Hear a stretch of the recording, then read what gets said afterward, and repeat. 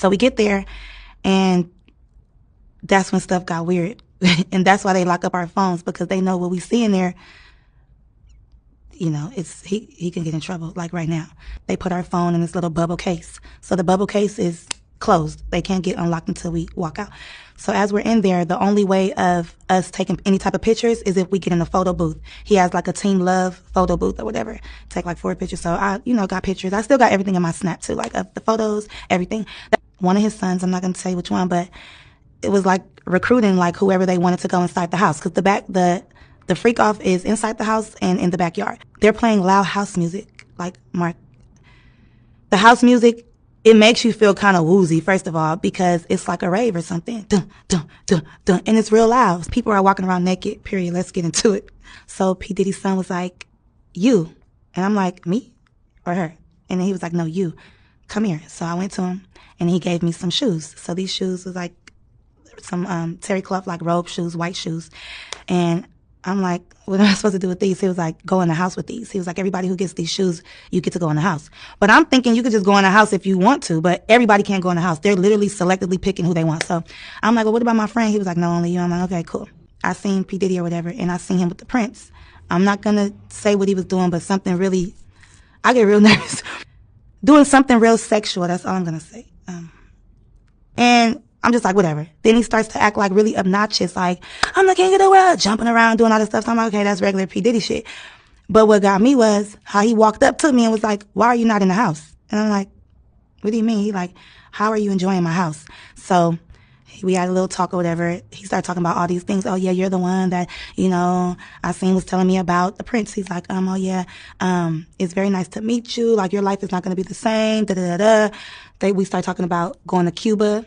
Are you going to Cuba with us? I'm like, what? And that's the thing. I didn't really know about this. So this is when I start asking around or whatever. I said that in the last interview. And the person that he was dating at that time, we're not going to say her name, but we all know, she came and was like looking at him like, what are you doing? Because he was talking to me for too long. So she came to like rub on his shoulders or whatever, and he just pushed her.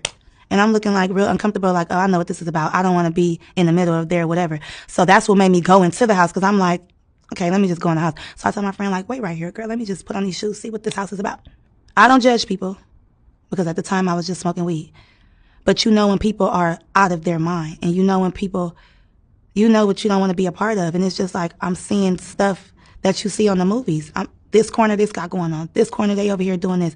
This corner, they over there having sex. This corner, I'm just going to say, because I don't know what I can say, because I'm not trying to be incriminating myself, but they were dressed up like little Harajuku Barbies. Like what? Little people, okay? We're not going to say what type of little people, but like a fetish. And I'm looking like, what are they doing here? Like dressed up, little red lipstick, like they weren't supposed to be there.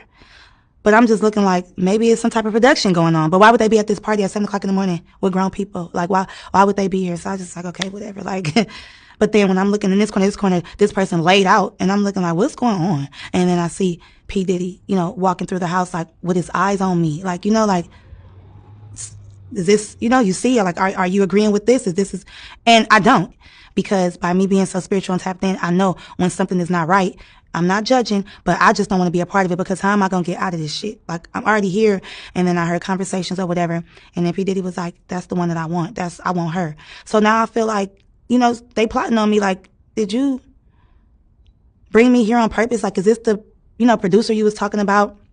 And I came here specifically with the Prince to rub elbows with people, to network for the music week. But then I put two together, like, the Prince have been saying your life is never going to be the same. You're going to be happy. Somebody's expecting you. I already know what time it was. And it's crazy because I had to leave that place. In my last interview, I told you I had to escape. I had to leave from the Prince because he was telling me we was leaving for Cuba the next day. Cuba with who? With P. Diddy or what? Like, this is all crazy. So to see all of this stuff come out, and I escaped by leaving. I had to call the police and everything. I had to leave with the Prince. That's another story. From the Prince, from that house. I didn't leave with the other girls. I had to get my phone unlocked, of course. But like, I had to like catch a taxi, not even an Uber, a taxi to another location. And then I ended up going to the airport and I ended up leaving. It was like selling your soul at that house. And if you like that, it's nothing to you. Touching all on me at that party. Even the rapper who touched all on me, like, that rapper was cool. Like, I was liking that rapper. But when they were like, hey, you, and doing all that, what can I do? All I could do is just say, like, move his hand, like, oh, I'm fine, but, you know, trying to, like, still be cool. But I'm like, why do everybody feel comfortable to just touch on you? Even P. Diddy, like, why I look up and you're right there? And then, like, in my face, like, are you, like, in my house? Like, it's weird. Like, looking at him, it's like when you're a kid and you're getting in trouble by your parent and you can't look them in their face. And it's like a demon. I'm telling you, like, this dark spirit, like, he possessing you as he's looking at you. That power, that control.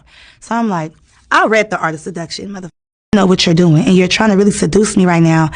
And, oh, take a drink. Oh, no, do this, do that, go in there. Like, it's just not nothing. And I want to know, why me?